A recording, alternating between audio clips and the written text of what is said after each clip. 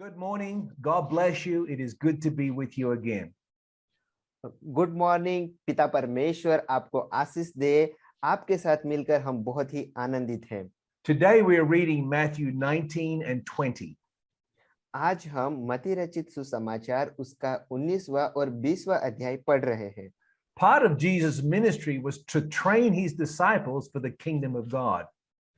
और प्रभु यीशु की सेवकाई का एक भाग था कि वो अपने शिष्यों को प्रशिक्षण करे ताकि वो लोग स्वर्ग के राज्य के लिए तैयार हो। Jesus spent 3.5 years with his disciples, helping to change their mind from natural thinking to kingdom thinking.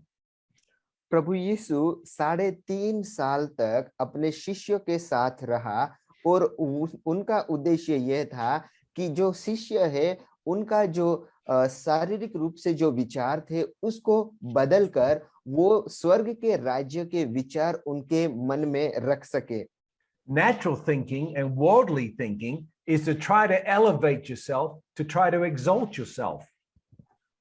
दुनिया की रीत पे सोचना और जो शारीरिक रूप से जो हम सोचते हैं वो कैसा होता है कि हम अपने आप को बड़ा करते हैं। So amongst these 12 men that followed Jesus, they were always thinking, how can I position myself to be higher than the others? यहाँ पे जो प्रभु यीशु की जो शिष्य थे वो शारीरिक रूप से हमेशा यह सोचते थे कि किस तरह से वो अपने 12 चेलों के बीच में अपने आप को वो बड़ी पोजीशन पे बड़ी जगह पे रख छोड़े। One time, the mother of James and John came to Jesus and said, can my 2 sons be close to you and rule with you in the kingdom? एक बार जो यूहान और याकूब है उनकी जो माता है वो प्रभु यीशु के पास आती है और उनसे कहती है कि क्या मेरे बेटे आपके दाहिने और बाएं बैठ पाएंगे? And Jesus said, you are thinking the wrong way. प्रभु यीशु ने वहां पे उनसे कहा कि आप जिस तरह से सोच रहे हैं वो गलत है। It's my heavenly Father that positions people. प्रभु यीशु ने उनसे कहा कि वो मेरा स्वर्गीय पिता है जो लोगों को उनकी जगह देगा।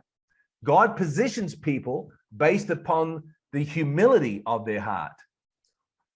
पिता परमेश्वर हमारा हृदय कैसा है वो हृदय को देखकर उनकी जगह निश्चित करता है।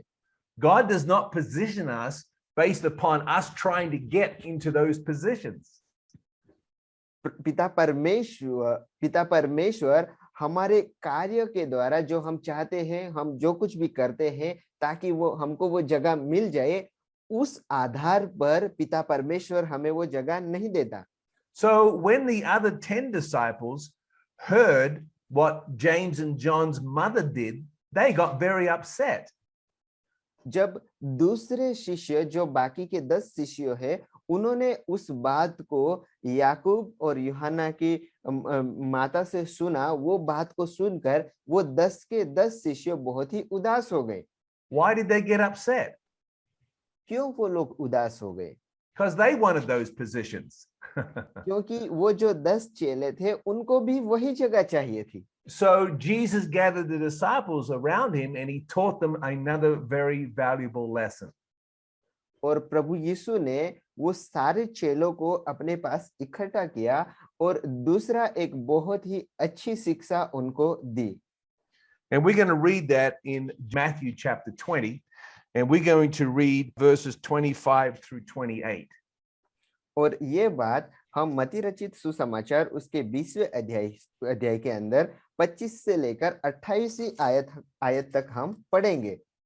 यीशु ने उन्हें पास बुलाकर कहा, तुम जानते हो कि अन्य जातियों के हाकिम उन पर प्रभुता करते हैं और जो बड़े हैं वे उन पर अधिकार जताते हैं, परंतु तुम में ऐसा नहीं होगा, परंतु जो कोई तुमसे बड़ा होना चाहे वो तुम्हारा सेवक बने और जो तुम में प्रधान होना चाहे वो तुम्हारा दास बने। जैसे कि मनुष्य का पुत्र वो इसलिए नहीं आया कि उसकी सेवा टहल की जाए परंतु इसलिए आया कि आप सेवा टहल करें और बहुतों की छुड़ौती के लिए अपने प्राण दे। आमीन। Amen. So Jesus gave us the example in himself.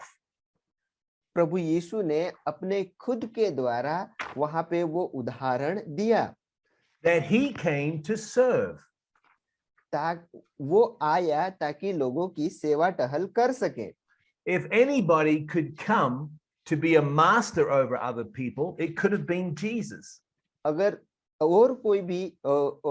जो कोई भी दूसरे लोगों के ऊपर अपनी प्रभुता करना चाहता है तो उसको प्रभु यीशु की तरह बनना पड़ेगा। So Jesus taught the disciples, you're acting like the world. प्रभु यीशु ने अपने शिष्यों को कहा कि तुम ये जगत है, जगत की रीति के जैसा कार्य कर रहे हो। This is what people in the world do. उन्होंने कहा कि इसी रीति से जगत के जो लोग हैं वो करते हैं। They push people down and they climb up to be leaders over other people. जगत के लोग क्या करते हैं कि वो दूसरे लोगों को दबा देते हैं और अपने आप को एक अगुवे के तौर में आने के लिए ऊपर आते हैं। But if you want to be a leader in the kingdom of God, you have to be a servant. लेकिन आपको प्रभु के राज्य के अंदर अगुवा बनना है तो आपको एक सेवक बनना पड़ेगा। And the greater leader that you are, the more you have to be the servant. आपको जितना बड़ा अगुवा बनना है उतना ही बड़ा आपको सेवक भी बनना पड़ेगा। Jesus said, I did not come to master over everybody. I did not come to be served. I came to serve. प्रभु यीशु ने उनसे वहां पे कहा कि मैं लोगों का अगुवा बनने के लिए नहीं आया है या अपनी खुद की सेवा टहल करने के लिए नहीं आया हूं, लेकिन मैं लोगों की सेवा करने के लिए आया हूं। Let's look at the example in Philippians chapter 2. और फिलिपी का पत्र उसके दूसरे अध्याय के अंदर हम देखेंगे। And in Philippians chapter 2, we are told to have the same mind as Jesus Christ.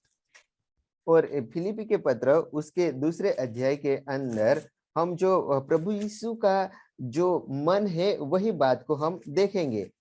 And we're going to read verses 5 through 9. और हम 5 से लेकर 9वीं आयत तक हम पढ़ेंगे।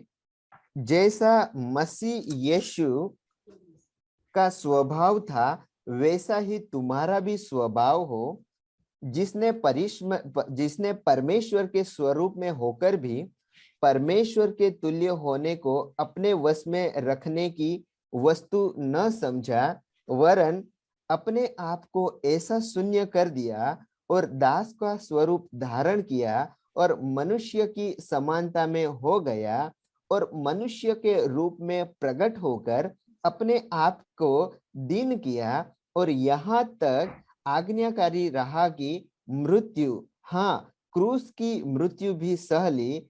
इस कारण परमेश्वर ने उसको अति महान भी किया और उसको वह नाम दिया जो सब नामों में श्रेष्ठ है। आमेन। Amen. So this is the example of Jesus. यहाँ पे हम प्रभु यीशु का उदाहरण देख सकते हैं। Jesus had all the riches of glory. प्रभु यीशु के पास वो सारा वैभव था। He was God. वो परमेश्वर था। And he gave up all the attributes, the characteristics of God in order to become a man. मनुष्य बनने के लिए प्रभु के जो सारे गुण और उनकी जो खूबियां थी वो सारी बात उसने छोड़ दी ताकि वो मनुष्य बन सके। And then he humbled himself and he went to death on the cross.